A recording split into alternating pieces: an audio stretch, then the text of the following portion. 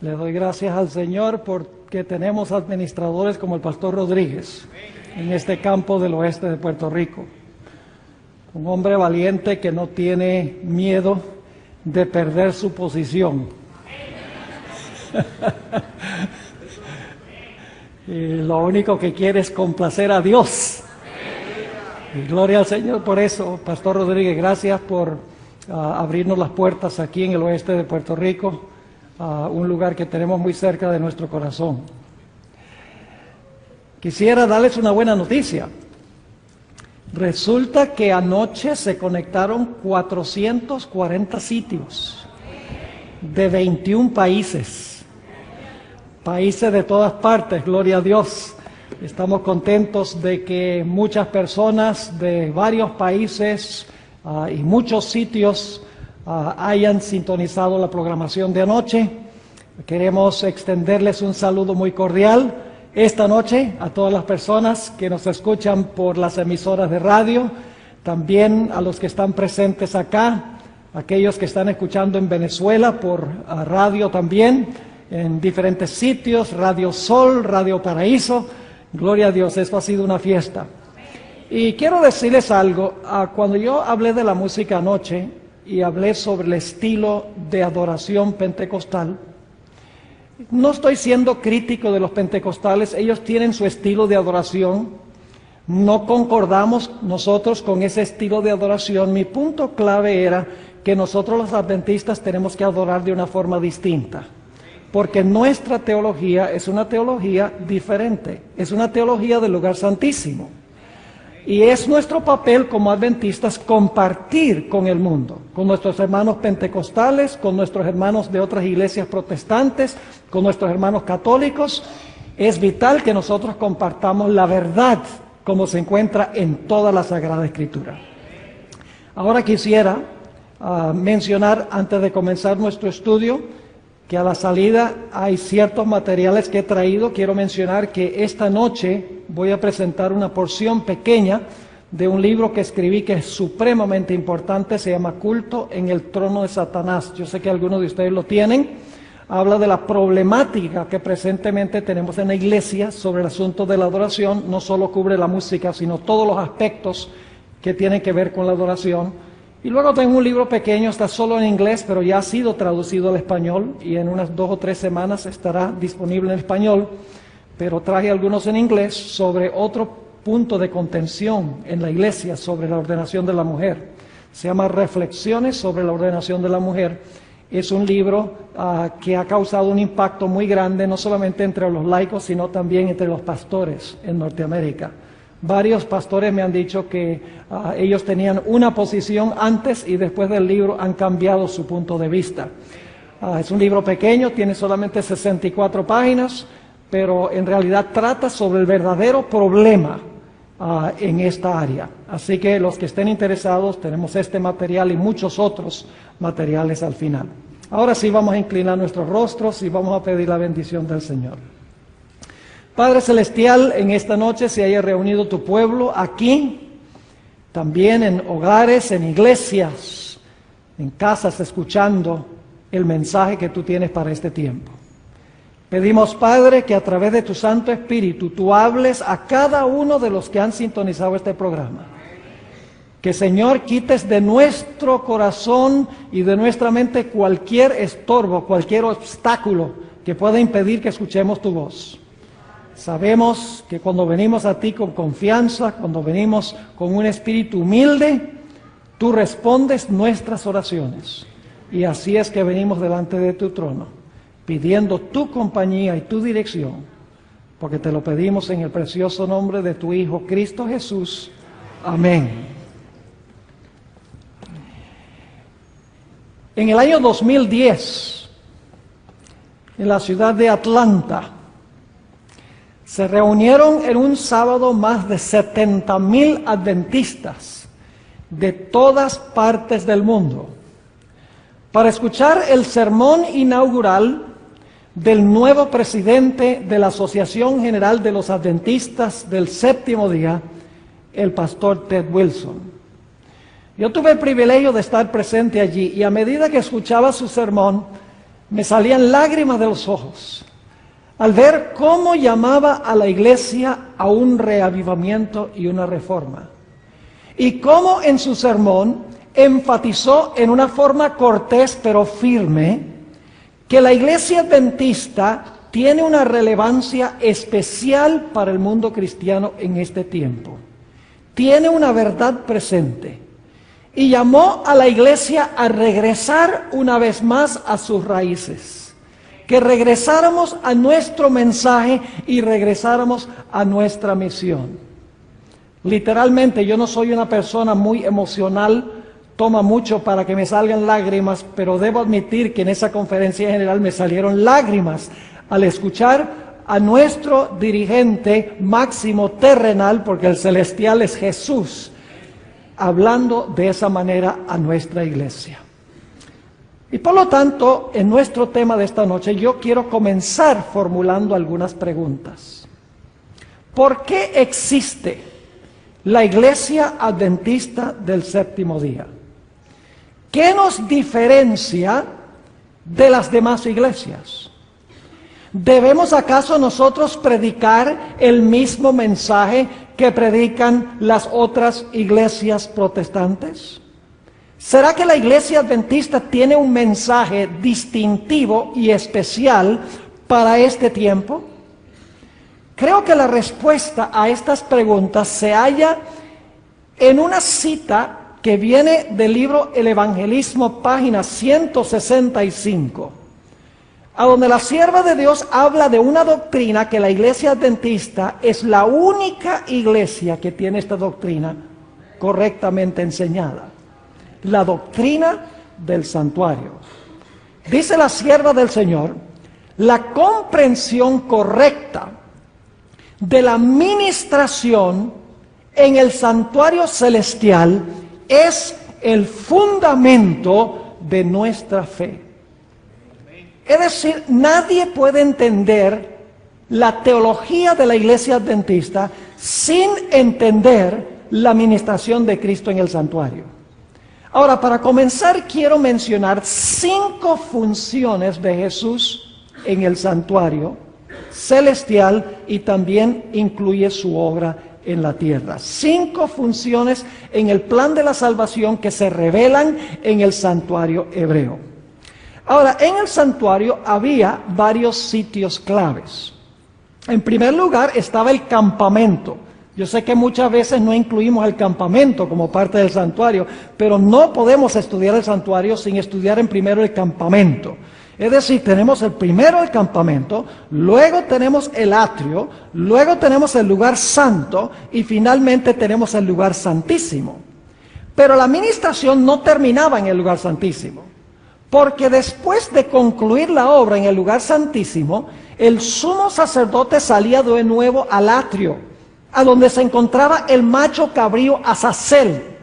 Y el sumo sacerdote tomaba los pecados que habían sido depositados en el curso del año en el santuario y colocaba la responsabilidad final sobre la cabeza del macho cabrío Azazel.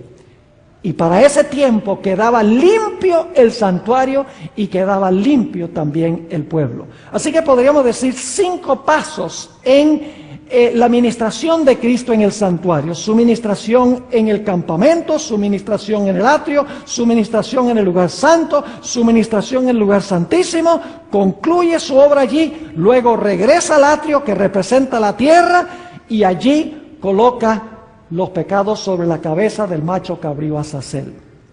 Ahora quiero mencionar cuáles son las funciones de Cristo en cada uno de esos pasos que encontramos en el santuario. Hablemos en primer lugar del campamento. La ley de Dios, mis hermanos y hermanas, exige absoluta perfección. La ley dice, obedéceme perfectamente y vive. Ahora yo pregunto, ¿cuántos de los presentes le pueden ofrecer a la ley lo que la ley exige? ¿Hay alguien aquí en esta noche que le puede ofrecer a la ley la perfección que la ley exige? ¿Alguien quiere levantar la mano? Si alguien hubiera levantado la mano, sería su primer pecado, porque están mintiendo. La Biblia dice, todos han pecado y están destituidos de la gloria de Dios. No hay justo ni aún uno. Es decir, la ley exige absoluta perfección. Nadie en el planeta Tierra le puede ofrecer a la ley lo que la ley exige. Ahora escuchen bien. Por esa razón, el Señor Jesucristo vino a esta tierra para vivir su vida perfecta. Jesús vino a esta tierra para vivir la vida que la ley nos exige a nosotros. El Señor Jesucristo vino a esta tierra para vivir en nuestro lugar. En otras palabras, el Señor Jesucristo vino a tejer un manto perfecto de justicia. Cada acto de obediencia a la ley de Dios por parte de Jesús fue un hilo que Él le agregó al manto perfecto de justicia. Y cuando Cristo dijo, consumado es en la cruz, Jesús le puso el último hilo al manto perfecto de justicia. Jesús había vivido la vida que la ley nos exige a nosotros. Y la había vivido para cada ser humano que jamás haya vivido en la historia del planeta Tierra. Escuchen, hermanos y hermanas. Generalmente cuando estudiamos el santuario comenzamos en el atrio, en el altar. No. Antes de sacrificar el cordero, tenían que certificar que el cordero no tenía defecto. El hecho de que el cordero no tenía defecto es la vida perfecta de Cristo Jesús. Jesús primero tenía que vivir la vida que nosotros debemos vivir en nuestro campamento, en nuestro medio. Es decir, en el campamento tenemos la vida perfecta de Cristo Jesús, en favor de todos los seres humanos. Luego nos movemos al atrio. En el atrio el Señor Jesucristo muere. Ahí está el altar del sacrificio. Ahora fíjense que Jesús no solamente tenía que vivir la vida que la ley exige en nuestro lugar. Alguien tenía también que pagar la carga de pecado que yo tengo. Porque la ley dice, obedéceme perfectamente y vive. Pero si no obedeces perfectamente la ley, tienes que ¿qué? Tienes que morir. Así que no era suficiente que Jesús viniera a vivir la vida que nosotros debemos vivir. El Señor Jesucristo tenía que venir a morir la muerte que nosotros debemos morir por haber quebrantado la ley de Dios. Y Jesús murió por todos los pecados de todos los seres humanos que jamás hayan vivido en la historia del planeta Tierra. Es decir, en el campamento y en el atrio, el Señor Jesucristo vivió la vida que la ley nos exige a nosotros y sufrió la muerte que la ley nos exige por ser pecadores. Jesús vivió por todos los seres humanos y Jesús murió también por todos los seres humanos. Y luego nos movemos a la obra de Cristo en el lugar santo. Ahora yo pregunto, ¿el Señor Jesucristo perdonó los pecados de todos los pecadores en la cruz? ¿Saben que cuando yo pregunto eso, la mayoría de las personas, inclusive en la iglesia adventista, dicen, sí, en la cruz el Señor Jesucristo perdonó los pecados? Escuchen bien, mis hermanos y hermanas. En la cruz el Señor Jesucristo no perdonó los pecados. En la cruz el Señor Jesucristo hizo provisión para perdonar los pecados. La Biblia dice que el perdón es algo individual, no es algo corpóreo. La Biblia nos dice, si confesamos nuestros pecados, Él es fiel y justo para perdonar nuestros pecados y limpiarnos de toda maldad. Es decir, que la obra de Cristo en el lugar santo, ahora como intercesor, es aplicar su vida y aplicar su muerte a aquellas personas que vienen a Él arrepentidos, confesando sus pecados y confiando en la vida y en la muerte de Cristo en su favor.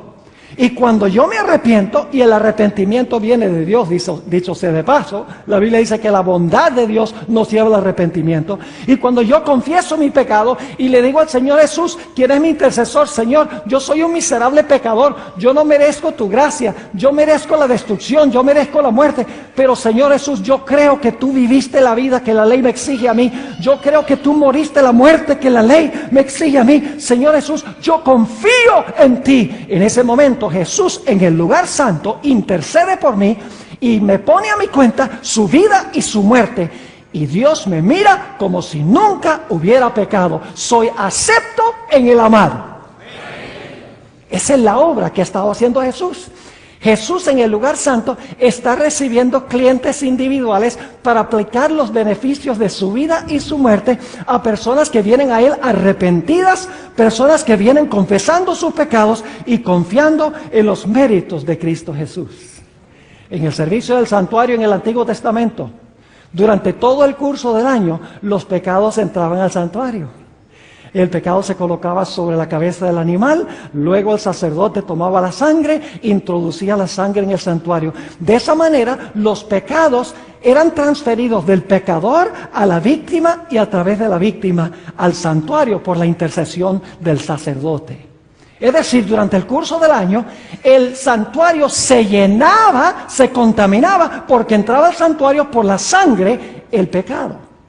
Y por lo tanto el santuario quedaba contaminado.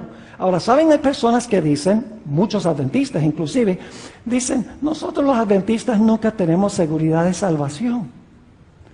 Porque nosotros creemos que cuando confesamos nuestros pecados entran allá al santuario y están registrados en el santuario y contaminan el santuario. Escuchen bien, mis hermanos, cuando yo me arrepiento, cuando confieso mis pecados, cuando confío en Jesús, yo ya no tengo que preocuparme porque en ese momento yo puedo tener la seguridad de perdón. Puedo tener la seguridad de salvación. Ahora el problema lo tiene el santuario. Y aquellas personas que dicen que no pueden tener seguridad de salvación porque el pecado entra al santuario, déjenme decirles una cosa, mejor es que tengan los pecados en el santuario, porque si no están en el santuario, están aquí. Nuestra mayor seguridad es entrar al santuario por la sangre de Cristo, a través del arrepentimiento, a través de la confesión, confiando en los méritos de Jesús. Nuestros pecados entran al santuario, pero los pecados son pecados perdonados que están en el santuario. Esa es la obra que hace Cristo en el santuario. El Señor Jesucristo intercede por individuos. Ustedes conocen lo que dijo el apóstol Pedro en el día del Pentecostés. Dice, arrepentíos y bautícese cada uno de vosotros en el nombre del Señor Jesucristo. ¿Para qué? Para perdón de los pecados. Hay que arrepentirse y bautizarse para perdón de los pecados y luego recibiréis el don del Espíritu Santo. Es decir, que desde el día del Pentecostés en adelante, el Señor Jesucristo está ministrando en el santuario, recibiendo individuos que se arrepienten, confiesan su pecado y confían en Jesús. Y Jesús los representa ante el Padre, son aceptos en el amado y Dios los acepta como si nunca hubieran pecado. Pero el problema es que el santuario se contamina. Y por esa razón llega el momento en que es necesario purificar el santuario. Y esa obra de purificar el santuario de los pecados que entraron allí al santuario por la sangre, el pecador no tiene que preocuparse porque entraron a través del arrepentimiento, la confesión, puede tener seguridad de salvación, pero los pecados igual están en el santuario, igual contaminan el santuario. Llega el momento en que hay que purificar el santuario. ¿Y dónde se realiza esa obra de purificar el santuario? Esa obra de purificar el santuario se realiza ¿dónde? En el lugar santísimo del santuario. ¿Me están entendiendo hasta ahora lo que hemos estado estudiando? En el lugar santísimo del santuario. El propósito del lugar santísimo es purificar el santuario de los pecados que entraron allí.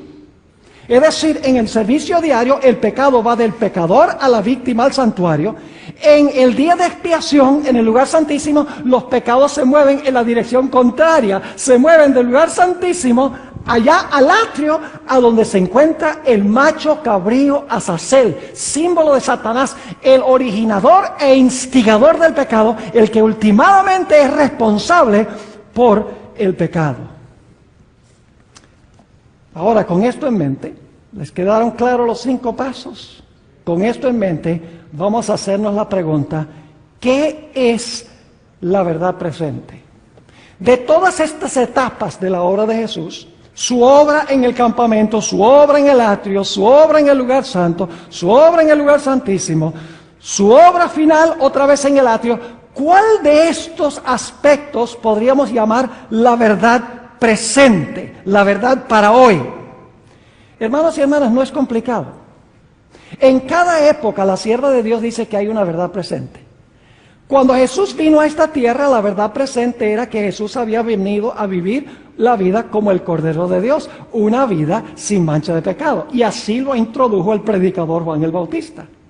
Cuando el Señor Jesucristo murió en la cruz, la muerte de Cristo era la verdad presente para ese momento. En el día del Pentecostés, la verdad presente era que ahora Jesús iba a tomar su vida y su muerte y se los iba a aplicar a los que vinieran a Él arrepentidos al santuario. Ahora yo pregunto, ¿dónde está el Señor Jesucristo hoy? El lugar donde está Jesús hoy es en el lugar santísimo del santuario. Si queremos saber qué es verdad presente, qué debemos estar predicando, debemos predicar dónde está Jesús ahora y qué está haciendo Jesús ahora. Porque la verdad presente se centra en Jesús, y donde está Jesús y lo que está haciendo Jesús es lo que nosotros debemos predicar. Debemos predicar el mensaje del lugar santísimo. Ahora, no me entiendan mal. No habría obra del lugar santísimo sin los primeros pasos. ¿Jesús podría hacer su obra en el lugar santísimo si no hubiera vivido su vida perfecta? No. ¿Podría Jesús presentarse en el lugar santísimo para purificar el santuario si no hubiera derramado su sangre? No. ¿Puede Jesús presentarse para purificar el santuario si el Señor Jesucristo no metió los pecados al santuario por medio de su sangre de esos individuos que venían a Él arrepentidos? No. Los primeros pasos todos son esenciales e importantes, pero todo debe verse en el contexto del ministerio de Cristo en el lugar santísimo del santuario. Su vida perfecta debe verse a la luz del lugar santísimo. Su muerte debe verse a la luz del lugar santísimo. Su intercesión debe verse a la luz del lugar santísimo. Porque la verdad presente es a dónde está Jesús y qué está haciendo Jesús ahora mismo en este tiempo.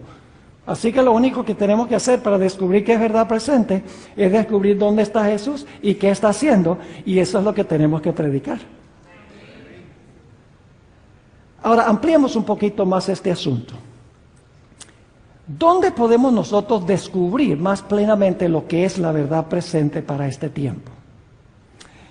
Yo creo que necesitamos ir, hermanos y hermanas, al libro de Daniel y al libro de Apocalipsis para entender ¿cuál es la verdad presente para este tiempo? El mensaje del lugar santísimo. Ahora, quiero repasar con ustedes las 7 iglesias del libro de Apocalipsis. Ahora, ¿saben ustedes que no solamente los adventistas, sino que muchos teólogos no adventistas enseñan que las 7 iglesias representan 7 períodos de la historia de la iglesia, desde los tiempos de los apóstoles hasta el fin del tiempo? No solo es la iglesia adventista la que enseña eso. Hay muchos teólogos evangélicos, bautistas, pentecostales, que enseñan que las 7 iglesias representan 7 periodos consecutivos de la historia de la iglesia. Y es interesante, yo he leído varios de estos libros y generalmente dicen que la iglesia de Éfeso es la iglesia apostólica, no solo la iglesia adventista. Dicen que la iglesia de Esmirna es la iglesia perseguida por los emperadores romanos. Dicen que la iglesia de Pérgamo es la iglesia del tiempo de Constantino, cuando penetró la apostasía en la iglesia. Dicen que la iglesia de Tiatira representa la iglesia durante el periodo de dominio papal, esa mujer Jezabel, la ramera, que se menciona en el Apocalipsis del capítulo 17. Dicen que la iglesia de Sardis representa la reforma protestante.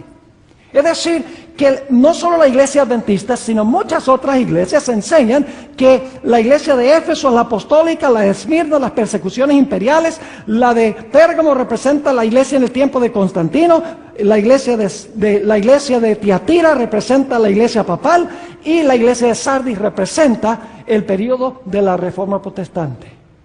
Son las 5 primeras iglesias. Ya cuando llegamos a las 6 y las 7 se vuelven nebulosos. Ahora yo pregunto, ¿cuándo termina el periodo de supremacía del papado? Ustedes deben saber eso. Iba a gobernar tiempos y ¿qué? Y la mitad de un tiempo. Es decir, que la 5ª iglesia nos lleva al año 1798. Ahora, lo que quiero que miremos especialmente es la sexta iglesia. Recuerden que la sexta iglesia es después de la iglesia apostólica, el periodo de los emperadores romanos, después del periodo de Constantino, después del periodo de supremacía papal, después de la reforma protestante. Ya nos estamos acercando al final de la historia porque es la iglesia número 6 en la secuencia, es hacia el final de la historia. Ahora, quiero que notemos cuál iglesia es esa. Es la iglesia de Filadelfia. Ahora, ¿saben algo interesante? Vamos a notar en unos momentos que delante de la iglesia de Filadelfia se coloca una puerta abierta. Y usted dice, ¿por qué? ¿Qué es esa puerta? ¿Y a dónde conduce esa puerta? ¿Y qué pasa dentro de esa puerta? ¿Saben el nombre de la séptima iglesia? Es Laodicea. ¿Saben lo que significa la palabra Laodicea? Significa juzgando al pueblo, o el pueblo del juicio. Es decir, que la iglesia de Filadelfia es la iglesia que viene inmediatamente antes de comenzar ¿qué? Antes de comenzar el juicio. La última iglesia es la iglesia del juicio. Es decir, que la iglesia de Filadelfia es la iglesia que viene inmediatamente antes de comenzar el juicio. Ahora vayan conmigo a Apocalipsis, el capítulo 3, y vamos a leer los versículos 7 y el versículo 8 para ver lo que dice de esta puerta y a dónde conduce esta puerta. Dice allí: escribe al ángel de la iglesia en Filadelfia. Recuerden, la sexta iglesia hacia el final de la historia, después del periodo de la iglesia romana, después del periodo del protestantismo, no solamente según los adventistas, sino según teólogos no adventistas. Dice allí: escribe al ángel de la iglesia en Filadelfia. Esto dice el santo, el verdadero, el que tiene la llave de David, el que abre y ninguno cierra, y cierra y ninguno abre. Yo pregunto, ¿esta llave abre una puerta, sí o no? En la iglesia de Filadelfia, ¿la llave va a abrir una puerta? Sí. ¿Va a cerrar otra? Claro, porque dice abre y nadie la puede cerrar, cierra y nadie la puede abrir. Ahora usted dice, pero ahí no dice una puerta, ahí sencillamente dice que tiene una llave, abre y cierra. Pero note lo que sigue diciendo en el versículo 8. Yo conozco tus obras. He aquí, he puesto delante de ti una ¿qué? Una puerta abierta, la cual nadie puede cerrar. Es decir, abre una puerta y nadie puede cerrar esa puerta. Dice, una puerta abierta, la cual nadie puede cerrar, porque aunque tienes poca fuerza, has guardado mi palabra y no has negado mi nombre. Delante de la sexta iglesia, después del periodo de dominio papal y después de levantarse la reforma protestante, en la iglesia de Filadelfia, hacia el final de la historia, se iba a colocar delante de esa iglesia una puerta abierta. Ahora necesitamos hacernos la pregunta: ¿cuál puerta era? Escuchen bien, el santuario tenía 3 puertas. La primera puerta conducía del campamento al atrio o al patio. La segunda puerta conducía del patio o del atrio al lugar santo. Y la tercera puerta conducía del lugar santo al lugar santísimo. Y claro, la pregunta clave es: ¿cuál de estas puertas es la puerta que se colocó delante de la iglesia de Filadelfia? ¿Será la primera puerta? No puede ser la primera puerta. Y usted dice, ¿por qué no puede ser la primera puerta? Yo pregunto, ¿cuándo es que el Señor Jesucristo entró al atrio para morir en la cruz? ¿Hacia el final de la historia, en la sexta iglesia? No, durante el tiempo ¿qué? Apostólico. Es decir, eso pasó antes de la iglesia de Éfeso. Así que no puede ser la primera puerta, porque la puerta que lleva al atrio la abrió Cristo, y Cristo entró para morir en la cruz cuando estuvo aquí en la tierra. Entonces decimos, ¿será la puerta, la segunda puerta, la que conduce del atrio al lugar santo? Yo pregunto, ¿cuándo es que se abrió la puerta donde Cristo entró al lugar santo para comenzar su obra intercesora? En el día del Pentecostés, Jesús comenzó a interceder en el lugar santo del santuario. ¿Puede entonces la puerta que se coloca delante de la sexta iglesia, puede ser esa segunda puerta? No puede ser la segunda puerta, porque la puerta en Filadelfia se abre al final de la historia, en el tiempo de la sexta iglesia, mientras que la otra puerta, la segunda puerta, se abrió cuando Cristo ascendió al cielo. ¿Me están entendiendo? Entonces yo pregunto, ¿cuántas puertas quedan? Quedan una sola. ¿Y cuál es esa puerta? La puerta que lleva del lugar santo al lugar ¿qué? Santísimo. Ahora escuchen bien. El libro de Apocalipsis identifica el momento cuando se abre esa puerta. Vayan conmigo a Apocalipsis el capítulo 11 y el versículo 19. Apocalipsis el capítulo 11 y el versículo 19. Aquí se habla del momento cuando se abre esta puerta. Y escuchen bien. No tengo tiempo de mostrarles el contexto de ese versículo, pero ustedes lo pueden estudiar. Este versículo de Apocalipsis 11, 19 se halla en el contexto de la sexta trompeta. Ustedes saben que nosotros los adventistas tradicionalmente, y yo creo que correctamente, hemos creído que las iglesias, los sellos y las trompetas corren juntas. Son tres diferentes perspectivas de la historia desde los tiempos apostólicos hasta el fin del tiempo. Las iglesias empiezan en los tiempos apostólicos, terminan en el tiempo del fin. Los sellos comienzan en los tiempos apostólicos y terminan en el tiempo del fin. Las trompetas comienzan en los tiempos apostólicos y terminan en el tiempo del fin. Tres diferentes formas de trazar la historia eclesiástica desde tres diferentes perspectivas. Y es interesante que Apocalipsis 11, 19 está en el contexto de la sexta trompeta. Fíjense, sexta iglesia y este versículo sexta trompeta. Ahora fíjense lo que dice Apocalipsis 11, 19. El templo de Dios fue abierto. ¿Qué indica eso? Fue abierto. Pues antes que estaba cerrado, claro que sí. Dice, el templo de Dios fue abierto en el cielo. ¿Y a dónde conducía esa puerta? Bajo la sexta trompeta. La sexta iglesia mencionaba ¿qué cosa? Una puerta también. Dice, el templo de Dios fue abierto en el cielo. ¿Y qué se vio? Y el arca de su pacto se veía en el templo. Y hubo relámpagos, voces, truenos, un terremoto y grande granizo. ¿Cuál es la puerta que se abrió bajo la sexta trompeta o bajo la sexta iglesia? La puerta que conduce ¿a dónde? Al lugar santísimo del santuario. ¿Cuadra la cronología? La sexta iglesia y la sexta trompeta están al final del tiempo, después del periodo de dominio papal y la reforma protestante. Exactamente, la cronología cuadra a perfección. Ahora escuchen bien. Se abre la puerta de la puerta y se ve dentro de la puerta ¿qué cosa? El arca del pacto. Yo pregunto, ¿a dónde se encontraba el arca del pacto? El arca del pacto se encontraba en el lugar santísimo. ¿Y cuándo era que se abría ese apartamento en la historia de Israel?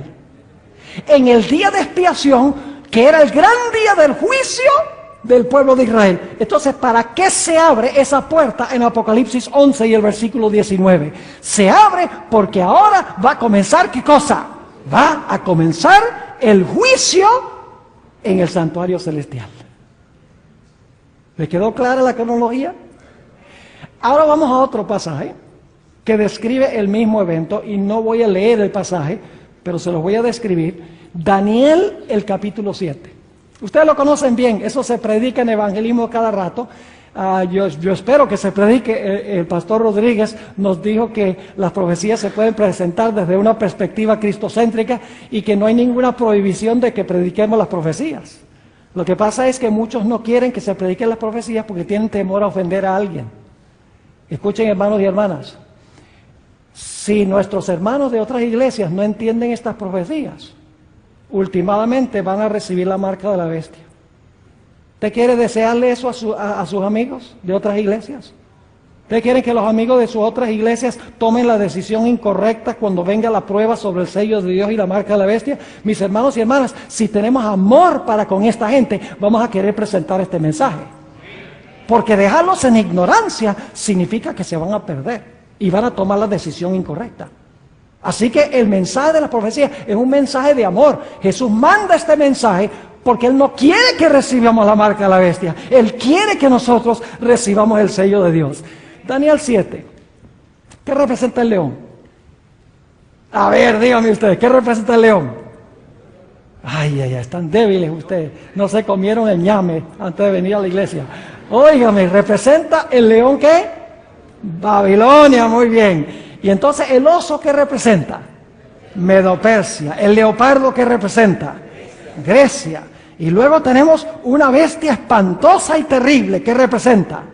Roma. Y luego a esa bestia le salen 10 cuernos. ¿Qué representan los 10 cuernos? Las divisiones del Imperio Romano. Y luego entre los 10 se levanta un cuerno pequeño. Y ese cuerno pequeño representa otra clase de Roma. ¿Cuál Roma?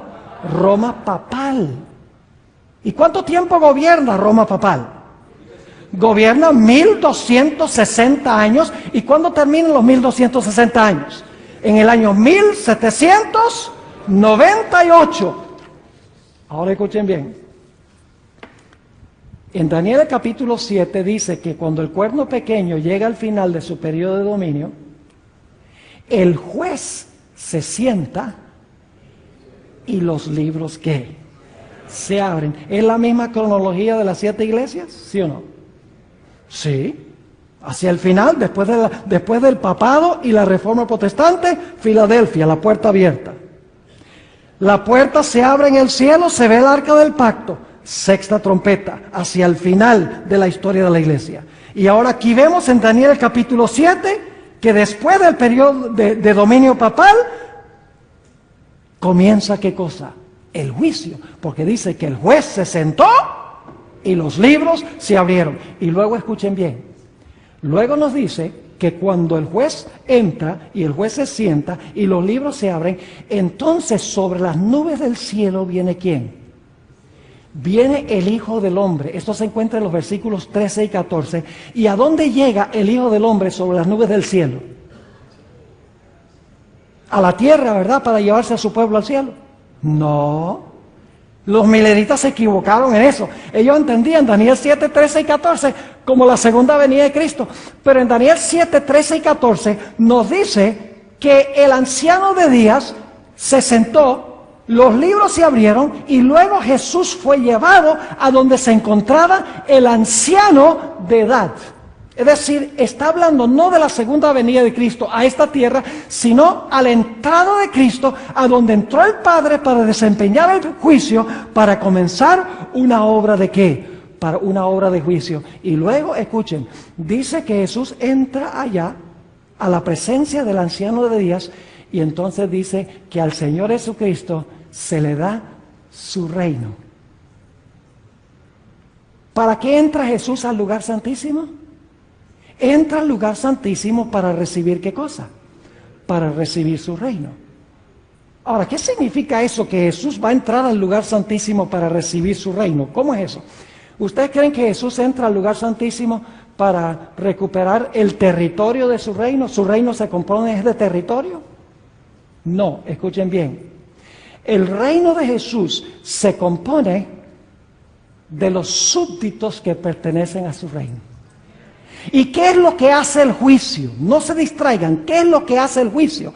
El juicio es lo que hace es distinguir entre ¿qué? Entre quién es un verdadero seguidor de Jesús y quién no. Y cuando termina el juicio, yo pregunto, ¿ya se ha revelado quiénes son parte del reino de Cristo Jesús cuando termina el juicio? Claro que sí. El propósito de Jesús es entrar a tomar su reino, pero el hecho de tomar el reino no significa que va a tomar un montón de territorio o el planeta, significa que Jesús va a revelar quiénes son los verdaderos súbditos de su reino. Va a distinguir, en otras palabras, a los que son de los que no son. Y algunos dicen, pero pastor, ¿para qué Dios necesita un juicio? ¿Cuántos de ustedes creen que Dios sabe todas las cosas? Bueno, por lo menos hay unos 10. No sean flojos. ¿Cuántos creen? ¿Cuántos de ustedes creen, mis hermanos y hermanas, les pregunto, que Dios sabe todas las cosas? Dios sabe todo, ¿verdad que sí? ¿Para qué un juicio? Escuchen bien, mis hermanos y hermanas. El propósito del juicio no es para informar a Dios. El propósito del juicio es revelarle al universo quiénes fueron seguidores genuinos de Cristo y quiénes fueron hipócritas. Dios lo sabe, Jesús lo sabe, pero el universo no. El propósito del juicio no es informar a Dios. El propósito del juicio es revelarle a los seres de otros mundos, a los ángeles y a nosotros, últimamente, que Dios fue justo en salvar a algunos que profesaban su nombre y a otros no. Y escuchen bien, en este juicio, antes de la segunda venida de Cristo, solamente los casos de los que profesaron a Jesús entran en juego. Es decir, el juicio dentro de la puerta, en el lugar santísimo, no incluye a aquellos que no aceptaron a Cristo Jesús. Solamente incluye ese juicio a aquellas personas que profesaron el nombre de Cristo Jesús. Ahora yo pregunto, ¿todas las personas que profesan el nombre de Cristo son verdaderos seguidores de Cristo? ¿Hay trigo y cizaña en la iglesia? ¿Y cómo se distingue? El trigo y la cizaña se ven igualitos. Hay que esperar hasta que se haga un ¿qué? Un juicio. Y nosotros no somos los que hacemos el juicio, son los ángeles al final, dice, que hacen la separación o la división. Pero la cizaña y el trigo se parecen mucho. Yo pregunto, ¿la red del Evangelio reúne peces malos y buenos?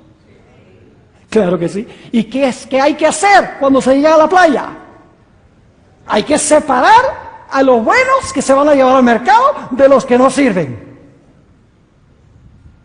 Yo pregunto, ¿en la iglesia solamente hay vírgenes sabias? ¿Hay también vírgenes fatuas? Claro que sí. Las vírgenes fatuas tenían lámparas. Representa la Biblia. Tenían por lo menos cierta medida de aceite. Oye, pero eran hipócritas.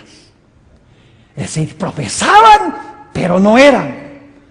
Yo pregunto, en la cámara matrimonial, ¿solamente entran los que tienen el manto que se proveyó o hay algunos que se van a infiltrar? ¿Ustedes no conocen esa parábola de Jesús? Del hombre que entró a la fiesta de bodas sin el manto. ¿Qué creen ustedes? ¿Que eso está hablando de Cristo en la segunda venida? Cristo se lleva a su pueblo al cielo, después que todo el mundo está en el cielo, Jesús dice, ¿y cómo entraste tú aquí? No. Eso está hablando de un juicio investigador antes de la segunda venida del Señor Jesucristo, para separar a sus verdaderos hijos de los que profesaron ser y no son. Nos dicen los evangelios que muchos van a decir, Señor, Señor. No echamos demonios en tu nombre, no profetizamos en tu nombre, no hicimos milagros en tu nombre. Y Jesús va a decir, claro, como ustedes saltaron y hablaron en lenguas, hicieron milagros y sanaron gente y echaron demonios y dieron profecía, vénganse conmigo, ustedes son míos. No, Jesús dice, nunca os conocí, apartaos de mí, obradores de maldad. Yo pregunto, ¿esa gente profesaba ser seguidora de Jesús? Claro, porque le dice, Señor, Señor. ¿Y cómo se nota la diferencia entre uno y el otro? Yo pregunto, ¿en la iglesia hay lobos vestidos de ovejas? Ustedes conocen todos estos versículos a los cuales me estoy refiriendo. Yo pregunto, ¿hay inclusive ministros que se disfrazan como ministros de justicia? El apóstol Pablo lo dice. Yo pregunto, ¿hay cristianos que tienen la apariencia de piedad, pero no tienen el poder de la piedad? Claro que sí.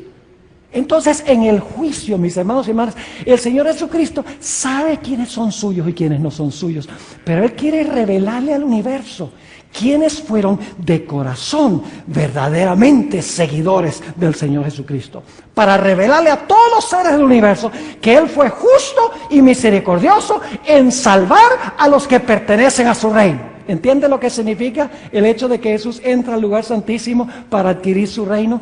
Entra allá a adquirir su reino haciendo una obra de juicio para establecer quiénes son sus seguidores. Cuando el juicio termina, ya el Señor Jesucristo ha completado su reino. Ahora escuchen lo que voy a decir.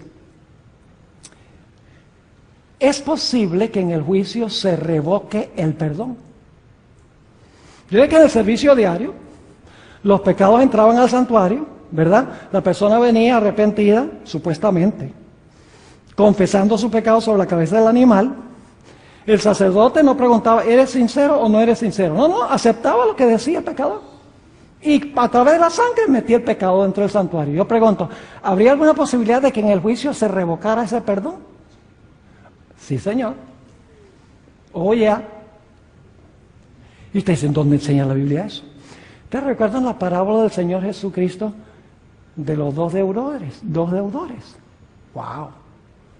Yo tengo un sermón completo sobre esa parábola. Esta noche no la podemos estudiar. Pero ustedes recuerdan que había un hombre que tenía una deuda enorme que no podía pagar. Es más, le hubiera tomado como 10,000 años pagar esa deuda. Y los eruditos dicen que él había desfalcado el dinero del amo, del Señor.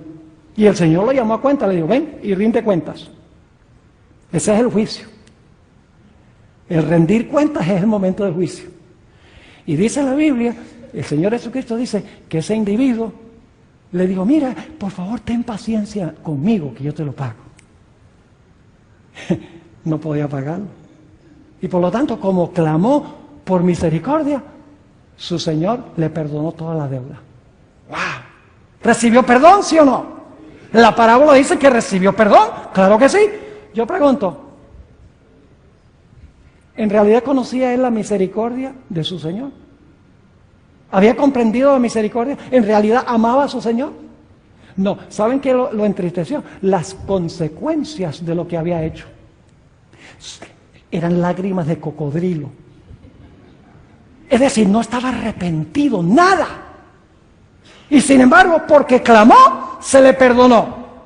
Pero cuando se le llama a rendir cuentas, algo sucede. Se le perdona, sale y ¿qué hace?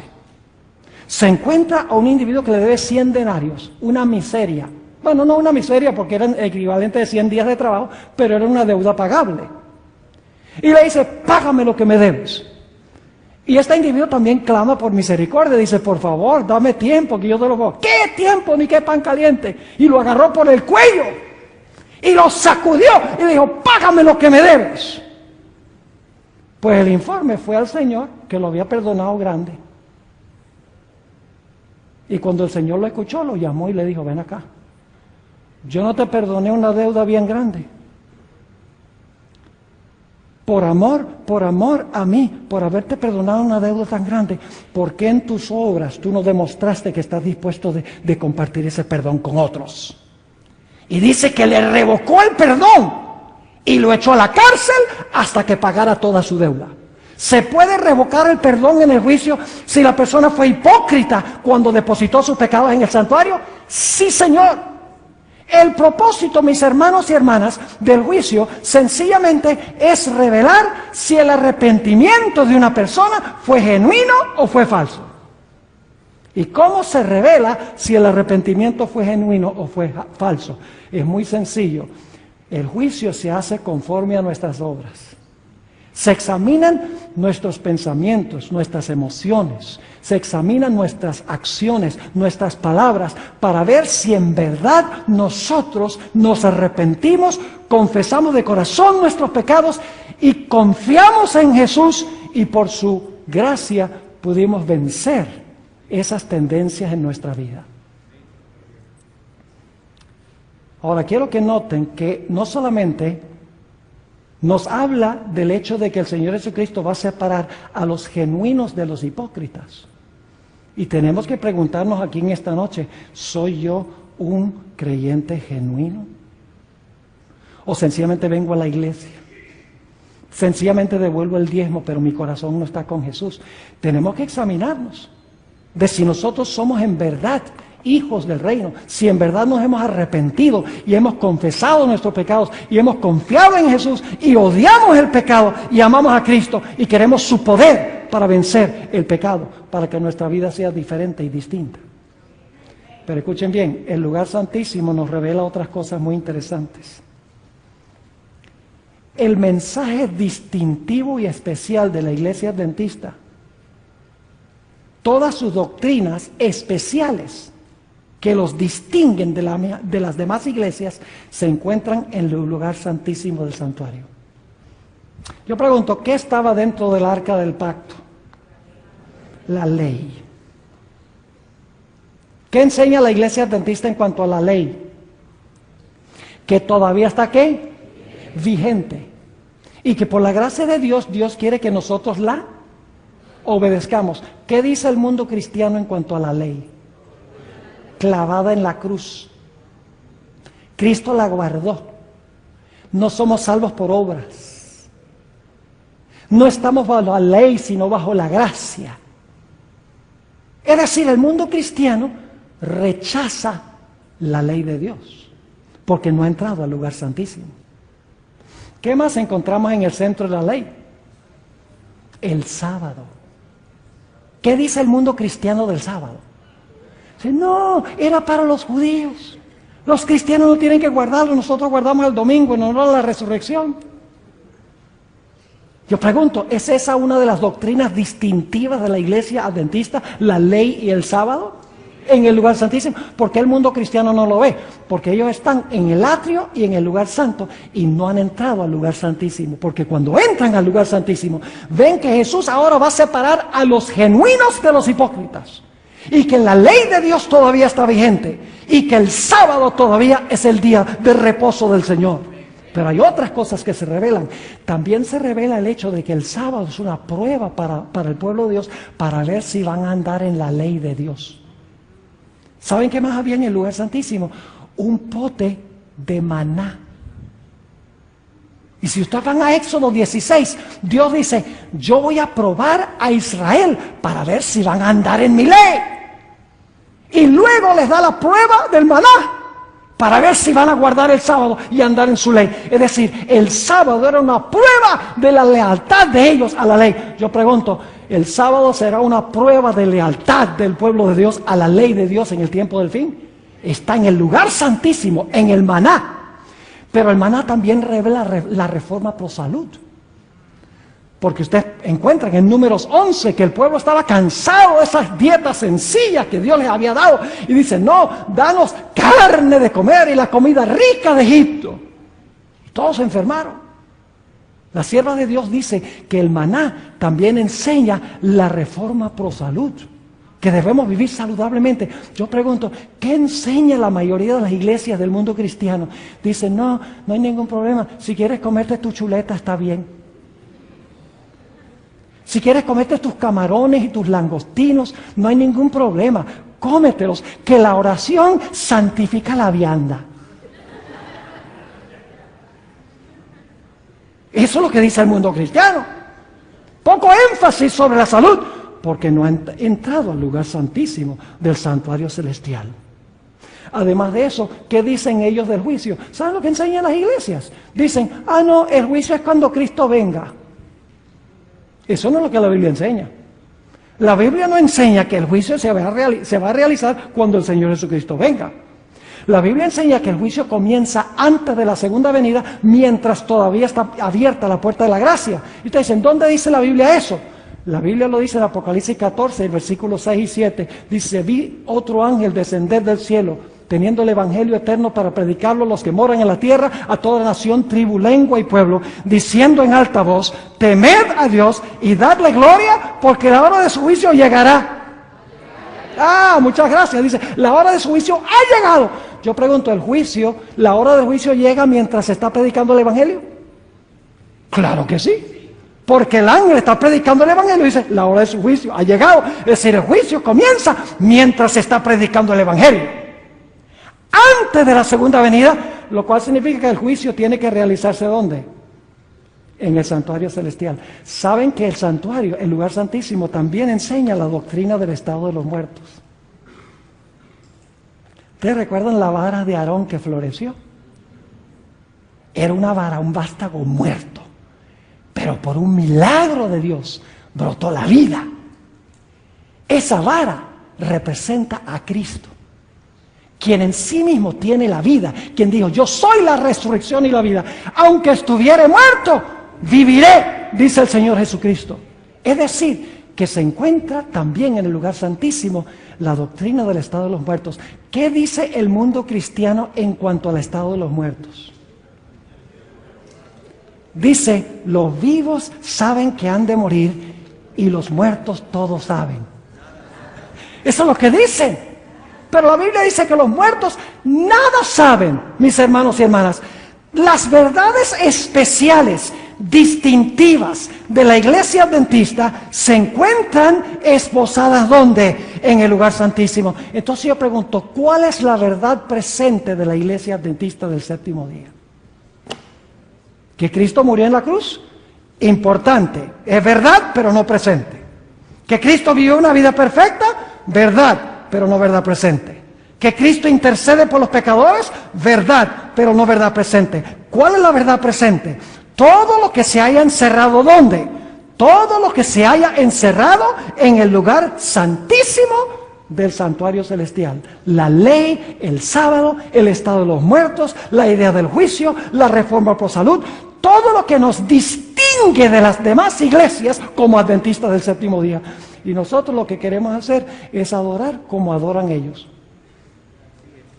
Mis hermanos y hermanas, qué vergüenza debería darnos esto. De que nosotros nos avergoncemos del mensaje especial que Dios nos ha dado, el mensaje especial del lugar santísimo del santuario. Ahora, no puedo concluir sin mencionarles la lección más grande que viene del lugar santísimo. Y déjenme decirles, el mundo cristiano, inclusive muchos de los teólogos y ministros de la iglesia adventista, tienen un problema en este punto teológico. Ustedes le dicen, ¿creen que debemos nosotros, por el poder de Dios, que podemos por el poder de Dios vencer completamente el pecado antes que Cristo venga? ¿Y qué dicen muchos? No podemos vencer completamente el pecado antes que Cristo venga. Esa es la respuesta que dan muchos. Yo no sé, tal vez están leyendo ese versículo. ¿Usted conoce ese versículo? Dice, casi todo lo puedo en Cristo que me fortalece.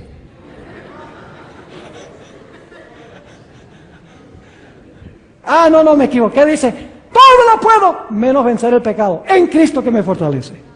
¿Eso es lo que dice? No, eso no es lo que dice. ¿Qué dice el texto? Todo lo puedo en Cristo que me fortalece. Y saben, dicen, no, pero la carne es débil. Entonces tú me estás diciendo que tu carne débil es más poderosa que Dios. Tú estás diciendo que Dios no tiene el poder para darme la victoria sobre el pecado. Porque tu carne es tan poderosa, tu carne es tan fuerte que tú no puedes vencer el pecado. Ni siquiera Dios te puede dar el poder para vencer el pecado en la vida. Mis hermanos y hermanas, déjenme leerles una cita muy interesante. Saben que el santuario se va a cerrar. El servicio del lugar santísimo se va a cerrar, mis hermanos y hermanas. Y cuando se cierre el servicio del santuario, el Señor Jesucristo se va a cambiar sus vestiduras sacerdotales a sus vestiduras reales. Y luego va a venir el tiempo de angustia, cual no se ha visto jamás en la historia del planeta Tierra. Durante ese tiempo, y a algunos no les gusta esto, durante ese tiempo tendremos que vivir sin intercesor, porque Jesús se ha quitado sus vestiduras sacerdotales. Y yo tuve un compañero que una vez me dijo, ¿y cómo sabe usted que Jesús se va a cambiar las vestiduras? ¿Dónde dice la Biblia que Jesús se va a cambiar las vestiduras? Entonces yo, en mi forma diplomática, como de costumbre, le dije, si tú usaras un poco de la materia gris que Dios te dio, tú mismo podrías conseguir la respuesta a tu pregunta. Y me dice, ¿cómo es eso? Le digo, mira, déjame preguntarte, ¿qué función está desempeñando Cristo hoy? Me dice, bueno, está oficiando como sumo sacerdote. Le dije, bueno, de una a una. Una pregunta a una, estábamos bien. Le digo, ¿y si está oficiando como sumo sacerdote, cómo está vestido? Me dice, bueno, está vestido como sumo sacerdote, lógico, de dos. Le digo, vamos bien. Ahora, déjame hacerte una tercera pregunta. Cuando Cristo regrese del cielo, ¿cómo viene vestido? ¡Wow! Ahora se quedó callado, porque sabía que lo tenía en un rincón. Pero luego dice, bueno, Apocalipsis 19 dice que viene vestido como Rey de Reyes y Señor de Señores. Yo digo, pues si viene vestido como Rey de Reyes y Señor de Señores, antes de eso tiene que haberse cambiado. ¿Sí o no? Es sencillo, el Espíritu de Profecía es claro en cuanto a eso. Jesús va a terminar la purificación del santuario. Y escuchen algo, Jesús no va a purificar de allí nada que no se haya purificado aquí. Mientras purifica el templo en el cielo de los pecados de su pueblo, la tierra debe purificar el templo del alma por la obra del Espíritu Santo. Permítame leerles algunas citas bíblicas y luego entonces vamos a ir a lo que dice el Espíritu de profecía. Noten lo que dice, vamos a saltar estas, a Joel el capítulo 2 y el versículo 10 y 11. Joel el capítulo 2 describe la segunda venida de Cristo Jesús en poder y gloria. Y los versículos 10 y 11 concluyen el pasaje que está describiendo la segunda venida. Y quiero que noten lo que dice al concluir este pasaje. Dice, delante de él temblará la tierra, se estremecerán los cielos, el sol y la luna se oscurecerán y las estrellas retraerán su resplandor. Está hablando de la segunda venida, ¿sí o no? Y Jehová dará su orden delante de su ejército. ¿Quién es el ejército? Sus ángeles. Porque muy grande es su campamento, fuerte es el que ejecuta su orden. Porque grande, escuchen bien la pregunta, porque grande es el día de Jehová y muy terrible, ¿y quién podrá soportarlo? Cuando el Señor Jesucristo venga en poder y gloria y tiemble la tierra y el sol se oscurezca y la luna no dé su resplandor, las estrellas dejen de brillar y Dios esté mandando a su ejército con su voz potente, la pregunta se hace, el gran día terrible de Jehová ha llegado, ¿y quién podrá soportarlo? El libro de Joel tiene la respuesta a esa pregunta. Note lo que sigue diciendo en Joel el capítulo 2, 12 y 13, y luego vamos a saltar al versículo 15 al 17. Escuchen la preparación necesaria para estar firmes cuando venga ese día. Dice, por eso pues, ahora, dice Jehová, convertíos a mí con todo vuestro corazón, con ayuno y lloro y lamento. Esto está describiendo el día de expiación. ¿Qué se hacía en el día de expiación?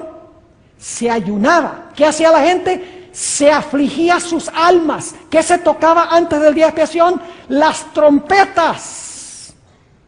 Ahora escuchen lo que sigue diciendo. Por eso pues ahora dice Jehová, convertíos a mí con todo vuestro corazón, con ayuno y lloro y lamento. Rasgad vuestro corazón y no vuestros vestidos. Y convertíos a Jehová vuestro Dios, porque misericordioso es y clemente, tardo para la ira y grande en misericordia y que se duele del castigo. Y luego noten el versículo 15. Dice, tocad ¿qué cosa? Esta es la fiesta de las trompetas que anuncia el día de expiación. Dice, tocad trompeta en Sión. Proclamad ¿qué? Proclamad ayuno, reunid al pueblo. Convocad asamblea.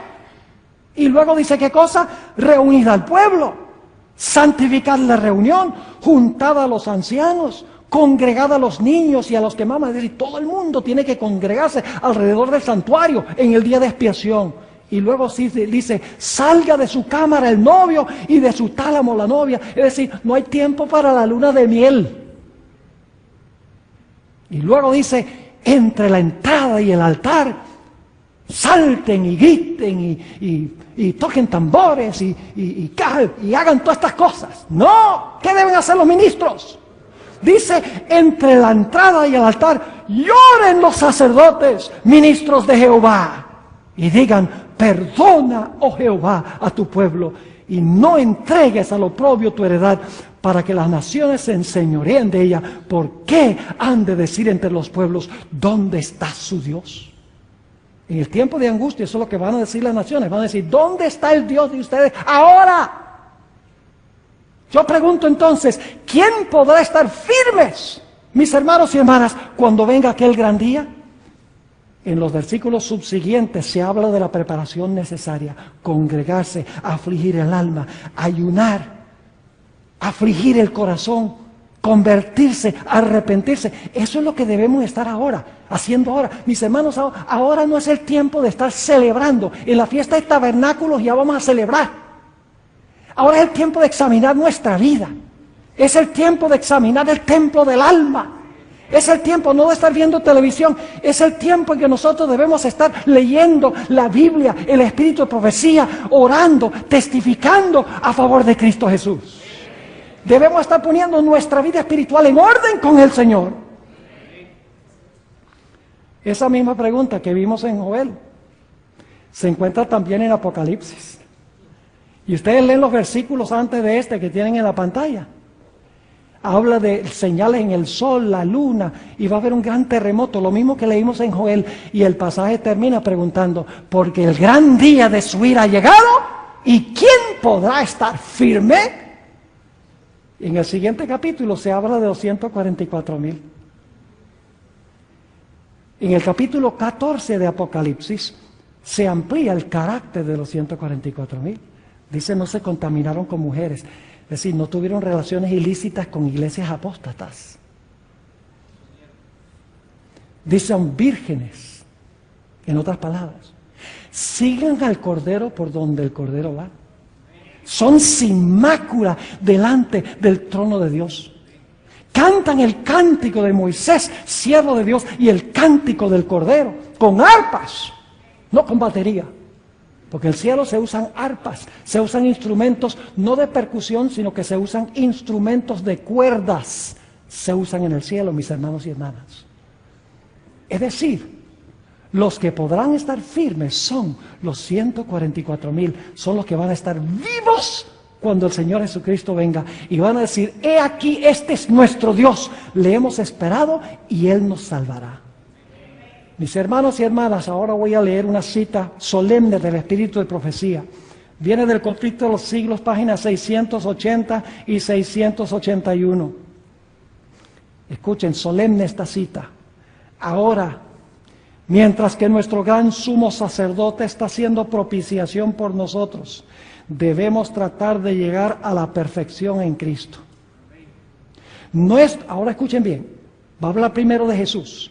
Nuestro Salvador no pudo ser inducido a ceder a la tentación ni siquiera en pensamiento. ¿Oyeron eso? Nuestro Salvador no pudo ser inducido a ceder a la tentación ni siquiera en pensamiento. Y luego habla de nosotros. Satanás encuentra en los corazones humanos algún asidero en que hacerse firme. Es tal vez algún deseo pecaminoso que se acaricia, por medio del cual la tentación se fortalece. Pero Cristo declaró al hablar de sí mismo, viene el príncipe de este mundo, mas no tiene nada en mí. Satanás no pudo encontrar nada en el Hijo de Dios que le permitiese ganar la victoria. Cristo guardó los mandamientos de su Padre y no hubo, ahora escuchen, y no hubo en él ningún pecado de que Satanás pudiese sacar ventaja. Y ahora escuchen bien, esta es la condición en que deben encontrarse los que han de poder subsistir en el tiempo de angustia. Ni siquiera en pensamiento. Y usted dice, pastor, eso es imposible. No, para lo que el hombre es imposible, para Dios es posible. Porque si tú dices, mis hermanos, si nosotros dedicamos nuestra vida a lo que debemos dedicar nuestra vida, vamos a ser como Enoc, como Elías, que tuvieron pasiones como las nuestras, pero que tienen una comunión íntima con el Señor. Eso significa que vamos a tener que cambiar nuestros hábitos y nuestras prácticas. Lo que vemos, lo que oímos, lo que hacemos, el entretenimiento en el cual participamos. Mis hermanos y hermanas, es tiempo ahora, cuando está por concluir el juicio celestial, de poner nuestras vidas en orden con el Señor. Este es el mensaje distintivo de la Iglesia Adventista del Séptimo Día. La mayoría de los cristianos dicen, no, somos pecadores, al fin y al cabo, pues vamos a seguir pecando hasta que Cristo venga, y cuando Él venga, Él lo arregla todo. Entonces, ¿por qué no se lo arregla todo el mundo? Mis hermanos y hermanas, para subsistir durante el tiempo de angustia vamos a necesitar una fe inquebrantable. ¿Qué es la verdad presente? Primeros Escritos, página 63. Dejemos que los pioneros nos digan qué es. Dice la sierva del Señor, escuchen con cuidado, si hay pastores aquí. Son muchas las preciosas verdades que contiene la palabra de Dios. Vuelvo a repetir. Son muchas las preciosas verdades que contiene la palabra de Dios, pero es la verdad presente lo que el rebaño necesita ahora. He visto el peligro que existe de que los mensajeros se desvíen de los puntos importantes de la verdad presente para espaciarse en temas que no tienden a unir al rebaño ni santificar el alma. ¡Wow! En esto, es decir, predicar cosas que no tienen que ver con los puntos principales de la verdad presente, en esto Satanás aprovechará toda ventaja posible para perjudicar la causa. Pero los temas, ahora va a definir la verdad presente, pero los temas como el ¿qué? El santuario, en relación con ¿qué? Ahí está el juicio, los 2300 días, ¿qué más? Los mandamientos de Dios y la fe de Jesús, que es el mensaje del tercer ángel, son perfectamente adecuados para explicar al movimiento adventista pasado y cuál es nuestra posición actual, establecer la fe de los que dudan y dar certidumbre al glorioso futuro. He visto con frecuencia que estos eran los temas principales en los cuales deben espaciarse los mensajeros. Y si no se está haciendo, estamos desobedeciendo la voz profética que Dios nos ha dado. ¿Se dieron cuenta que todo lo que dice está relacionado con el lugar santísimo del santuario en esta lista? Mis hermanos y hermanas, el Espíritu de Profecía nos dice que los que entiendan y vivan estos mensajes, los mensajes de los tres ángeles, que es el mensaje de Dios que viene del lugar santísimo, van a ser preservados en medio de la tribulación. Los mensajes serán un ancla para el pueblo de Dios. En Primeros Escritos, página 256, la sierva del Señor dice, estos mensajes me fueron representados como un ancla para el pueblo de Dios. Quienes los comprendan y reciban, quedarán libres de verse arrastrados por los muchos engaños de Satanás. ¿Cuán importantes son los mensajes de los tres ángeles? Son un ancla, y si no estamos anclados, Satanás nos va a arrastrar. Así que tenemos que estudiar estas cosas, mis hermanos y hermanas. Dice la sierva de Dios en la página 258 del mismo libro, Primeros Escritos, me fueron mostrados 3 escalones. Los mensajes del primer ángel, del segundo y del tercero. Dijo mi ángel acompañante, ay de aquel que mueva un bloque o clavija de estos mensajes. La verdadera comprensión de estos mensajes es de importancia vital. El destino de las almas depende de la manera en que son recibidos.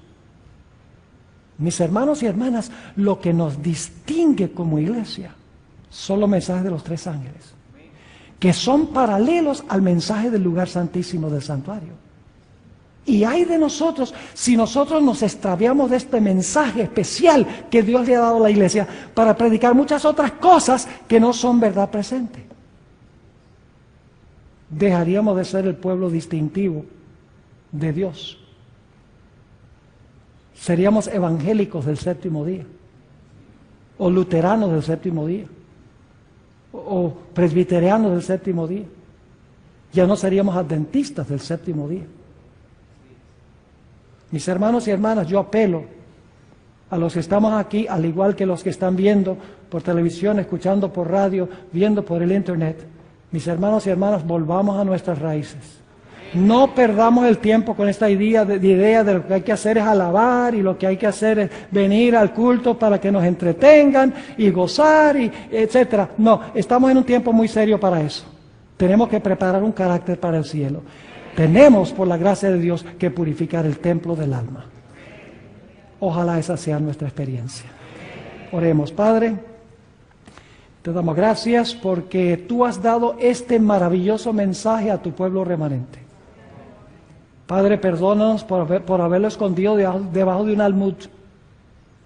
Tal vez por temor a lo que la gente piense, tal vez por temor a que la gente se ofenda, tal vez porque tenemos demasiado flojera de estudiarlo. No sé cuál es el motivo, Padre, pero perdónanos. Te pedimos, Señor, que no solamente nos des perdón, sino que nos levantes y nos des la valentía de proclamar estos mensajes con amor a todo el mundo que perece en el pecado. para que el mundo sepa que los conflictos finales van a tener que ver con la ley, el sábado, el estado de los muertos, el espiritismo. Todas estas cosas que tú nos has dado para enseñar van a proteger al mundo, a tus fieles, de ser engañados por Satanás. Te ruego, Señor, que nos bendigas al retirarnos de este local. También que tú bendigas al pastor Gates mañana, el viernes y el sábado. Que sea una gran bendición, una conclusión con broche de oro para esta semana. Te lo pedimos en el nombre precioso de tu Hijo, Cristo Jesús. Amén. Amén.